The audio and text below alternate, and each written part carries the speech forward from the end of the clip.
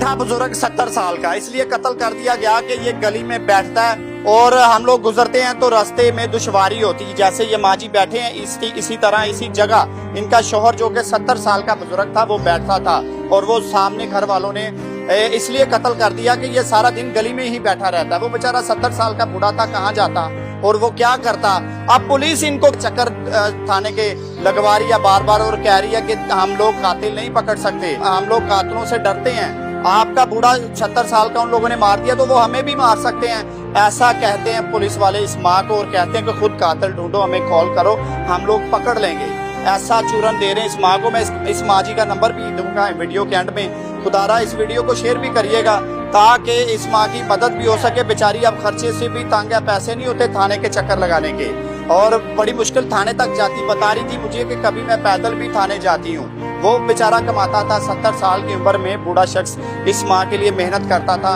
जब फ्री होता था तो इस गली में बैठता था और इसी वजह से कत्ल कर दिया गया। और कुछ यहाँ पर छोटे मोटे कीड़े मकोड़े थे, उनको कुछ चीजें मीठा डालता था और बैठ जाता था, लेकिन वो सामने घर वालों को ये बर्दाश्त नहीं होता था कि ये क्यों यहाँ पर बैठता। फिर उन लोगों ने ईंटों के साथ कत्ल कर दिया, सर में ईंटें मारी, मुंह पे मारी, गला दबा दिया और इस गली में घसीटते रहे। इतना जुल्म किया जब तक उस बूढ़े शख्स की जान नहीं निकली उन लोगों ने तशद्दुद रोका ही नहीं है। जो जुल्म रह गया था वो पुलिस इन पर कर रही है कि तुसी कातिल लभो, असी फड़ लांगे, असी फड़ नहीं सकते, साडे कोल इन्ने वसाइल नहीं है। थाना शादबाग लाहौर हुण इन्हां नूं जलील कर रहा। माँ जी सर सारी गल दसना। ਇੱਥੇ ਕੀੜੇ ਗਏ ਸੀ, ਕੀੜੇ ਜਿਹੜੇ ਕਬਰਸਤਾਨ ਨਹੀਂ ਹੁੰਦੇ ਕਾਲੇ, ਹਾਂ ਹਾਂ ਉਹ ਇੱਥੇ ਗਏ ਸੀ। ਉਹ ਸ਼ੱਕਰ ਲਿਆ ਕੇ ਕੀੜਿਆਂ ਨੂੰ ਪਾਉਂਦੇ ਹੁੰਦੇ ਸਨ। ਅੱਛਾ। ਕਹਿੰਦੇ ਸਰ ਬੇਜ਼ਬਾਨ ਹੈਗਾ, ਚਲੋ ਸਵਾਬ ਮੈਨੂੰ ਹੋਏਗਾ। ਉਹ ਉਹਨਾਂ ਦੇ ਘਰੋਂ ਉਹਨਾਂ ਦੀਆਂ ਮੁਰਗੀਆਂ ਆਉਂਦੀਆਂ ਸੀ, ਆ ਕੇ ਕੀੜੇ ਖਾਂਦੀਆਂ ਸੀ। ਅੱਛਾ। ਉਹਨਾਂ ਨੇ ਆਰਾਮ ਨਾਲ ਕਿਹਾ ਮੇਰੇ ਸਾਹਮਣੇ ਵੀ ਆਪਣੇ ਨਾ ਤੁਸੀਂ ਇਹ ਮੁਰਗੀਆਂ ਅੰਦਰ ਰੱਖੋ। ਉਹਨਾਂ ਨੇ ਕਿਹਾ ਤੁਸੀਂ ਨਾ ਆਪ ਕੀੜੇ ਅੰਦਰ ਆਪਣੇ ਲੈ ਜਾਓ। ਉਹਨੇ ਕਿਹਾ ਕੀੜੇ ਮੈਂ ਅੰਦਰ ਕਿਉਂ ਲੈ ਜਾਵਾਂ, ਬਸ ਐਨੀ ਗੱਲ ਹੀ ਹੋਈ ਹੈ। ਮੈਂ ਕਿਹਾ ਤੁਸੀਂ ਡਿਊਟੀ ਤੇ ਚਲੇ ਜਾਵੋ। ਮੈਂ ਕਿਹਾ ਬਾਅਦ ਜਿਹੜਾ ਮੁੰਡਾ ਕਹਿੰਦਾ ਵੀ ਤੇਰੇ ਅੰਦਰ ਮੈਂ ਵੇਖ ਲਵਾਂਗਾ, ਹੁਣ ਬਾਅਦ ਚ ਮੈਂ ਤੈਨੂੰ ਅੱਛਾ ਵੇਖ ਲਾਂਗਾ। ਧਮਕੀ ਦਿੱਤੀ ਮੇਰੇ ਮੀਆਂ ਉੱਚਾ ਸੁਣਦੇ ਨੇ, ਉਹਨਾਂ ਨੂੰ ਨਹੀਂ ਪਤਾ ਲੱਗਾ, ਮੈਂ ਦੱਸਿਆ ਨਹੀਂ ਫਿਰ ਕੋਈ ਵੀ। ਤੇ ਫਿਰ ਇੰਨੀ ਦੇਰ ਚ ਚਲੇ ਗਏ, ਫਿਰ ਵਾਪਸ ਉੱਥੇ ਕੰਮ ਤੇ ਚਲੇ ਗਏ। 4-5 ਦਿਨ ਗੁਜ਼ਰੇ ਤੇ ਫਿਰ ਉਹ ਆਪਣਾ ਬਿੱਲ ਹੈਗਾ ਸੀ, ਉਹ ਕਹਿੰਦਾ ਮੈਂ ਬਿੱਲ ਜਮਾ ਕਰਾਵਾਂ ਜਾ ਕੇ। ਅੱਛਾ ਤੁਹਾਡਾ ਮੀਆਂ ਤੁਹਾਨੂੰ ਕਹਿੰਦਾ? ਹਾਂਜੀ 12 ਤਰੀਕ ਨੂੰ ਕਹਿੰਦਾ ਮੈਂ ਬਿੱਲ ਜਮਾ ਕਰਾਵਾਂ ਜਾ ਕੇ। ਮੈਂ ਕਿਹਾ ਚਲੋ ਠੀਕ ਹੈ, ਬਿੱਲ ਵੀ ਲੈ ਗਏ। ਤੇ ਉਹ ਨੁੱਕਰ ਜਿਹੜੀ ਹੈਗੀ ਆ ਪਿੱਛੇ ਜੇ ਨੁੱਕਰ ਹੈਗੀ ਆ, ਉਹ ਉੱਥੇ ਨਾ ਅਜੇ ਗਏ ਹੀ ਸਾ ਤੇ ਮੈਨੂੰ ਅੰਦਰੋਂ ਆਵਾਜ਼ਾਂ ਆਈਆਂ। ਮੈਂ ਕਿਹਾ ਪਤਾ ਨੀ ਕੌਣ ਲੜਦਾ ਪਿਆ। ਤੇ ਮੈਂ ਆਪਣੇ ਮੀਆਂ ਦੀ ਆਵਾਜ਼ ਆਈ, ਮੈਂ ਫਿਰ ਦੌੜੀ ਗਈ ਉੱਥੇ। ਤੇ ਪੁੱਤਰ ਨੇ ਜੱਫਾ ਪਾਇਆ ਤੇ ਜਿਹੜਾ ਹੈਗਾ ਸੀ ਨਾ ਪਿਓ ਰੋੜੇ ਮਾਰੀ ਜਾਂਦਾ, ਰੋੜੀ ਮਾਰ ਖੂਨੋਂ ਖੂਨ ਉਹਨੂੰ ਕਰਦਾ, ਮੂੰਹ ਤੇ ਸਾਰਾ ਖੂਨੋਂ ਖੂਨ। ਤੁਹਾਡੇ ਮੀਆਂ ਨੂੰ? ਹਾਂ ਮੀਆਂ ਮੇਰੇ ਨੂੰ। ਲੜਾਈ ਦੇ ਚੱਕਰਾਂ ਚ ਝਗੜੇ ਦੀ ਵਜ੍ਹਾ ਤੋਂ ਉਹਨਾਂ ਨੇ ਬਸ ਇਹ ਭਾਵੇਂ ਲੋਕਾਂ ਨੂੰ ਪੁੱਛ ਲੋ, ਇਹ ਮੁਰਗੀ ਦੀ ਗੱਲ ਹੋਈ ਹੈ, ਕੋਈ ਵੀ ਮਹੱਲੇਦਾਰਾਂ ਨੂੰ ਪੁੱਛ ਲੋ। ਫਿਰ ਉਹਨਾਂ ਨੇ ਇੱਟਾਂ ਮਰੋੜੇ ਮਾਰ ਕੇ ਤੇ ਮੈਂ ਗਈ ਆ ਤੇ ਕਹਿੰਦਾ ਤੂੰ ਬਗੈਰ ਤੇ ਤੂੰ ਪਿੱਛੇ ਲੈਣ ਆ ਗਈ, ਮੇਰੇ ਪਿੱਛੇ ਵੀ ਚੜ ਗਏ ਨੇ। ਤੇ ਮੇਰਾ ਮੀਆਂ ਉੱਥੇ ਵਿਚਾਰਾ ਦਮ ਤੋੜ ਕੇ ਇੱਟਾਂ ਮਾਰ ਕੇ ਸਰ ਫਾੜ ਦਿੱਤਾ।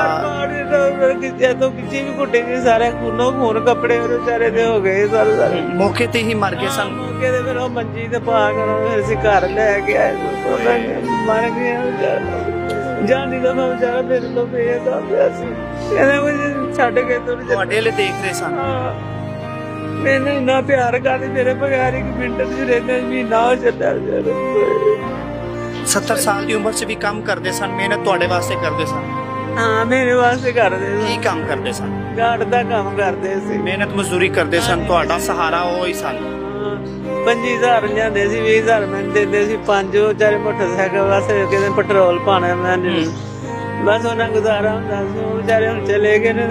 ਬੱਚਾ ਗੁਜ਼ਾਰਾ ਫਿਰ ਕਿਸ ਤਰ੍ਹਾਂ ਹੋਏਗਾ? ਕਿਸ ਤਰ੍ਹਾਂ ਮਾਮਲਾ ਦੇਖੇ ਦੁਨੀਆਦਾਰੀ ਦੇ? ਬੱਚਾ ਵਿਚਾਰਾ 2-400 ਲਿਆਂਦਾ, ਪਿਛਲੀ ਸਾਲ ਤੇ ਕੰਮ ਹੀ ਨਹੀਂ ਹੈ ਕੋਈ। ਅੱਛਾ ਪੁਲਿਸ ਨੇ ਫਿਰ ਉਹਨਾਂ ਨੂੰ ਫੜਿਆ ਨਹੀਂ ਜਿਨ੍ਹਾਂ ਨੇ ਇੰਨਾ ਜ਼ੁਲਮ ਕੀਤਾ?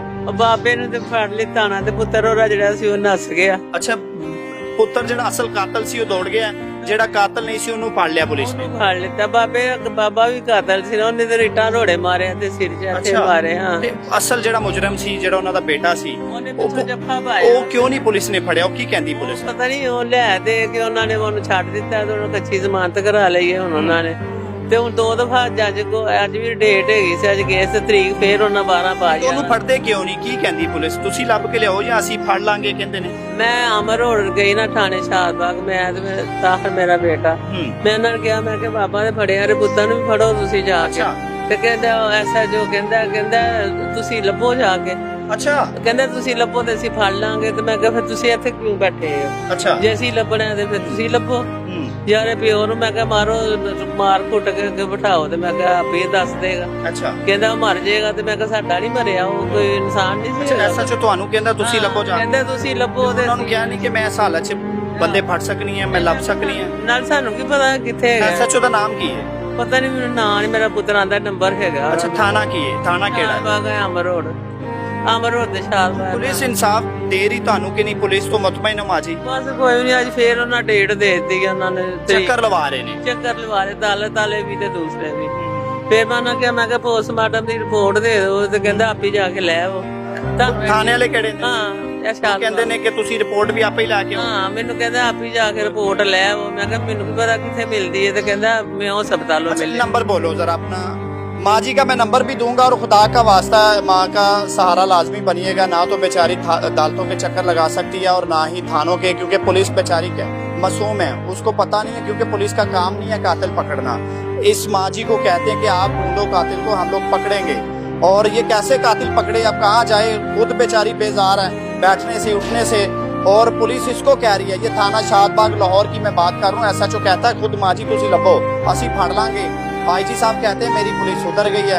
यकीन करें, पता नहीं कहाँ सुधर गई है, जो ऐसे बुजुर्ग बेचारे रो रहे हैं, पुलिस के हाथों जलील हो रहे हैं। एक तो उनका मियाँ चला गया है, वो दुनिया उजड़ गई, और पुलिस कहती जी तुसी बंदे फड़ो लभो ते असी फड़ लांगे। अच्छा, नंबर बोलो। मेरे बेटे ने पता, मेरे जुबान ही नहीं आता। FIR में इनका नंबर आप देख रहे हैं। जितना हो सकता है इस वीडियो को शेयर करें, इस माँ का सहारा बने, क्योंकि पुलिस नहीं पकड़ रही कातिलों को और वो आजाद घूम रहे हैं। वो पुलिस इनको कहती है जी तुसी बंदे लभो। अब बेचारी कहाँ से ढूंढे, कहाँ जाए? बेचारी थाने तक बड़ी मुश्किल जाती है, और किराया भी नहीं होता पास। और इस पुलिस को शर्म आनी चाहिए ये बातें करते हुए कि खुद तुम कातिल ढूंढो, हम लोग पकड़ लेंगे। फिर आप लोग किस लिए बैठे हैं? जितना हो सकता है इस वीडियो को शेयर करें, इस माँ का सहारा बने। अपने मेजबान अंसर भट्टी को दीजिए इजाजत। अल्लाह हाफिज।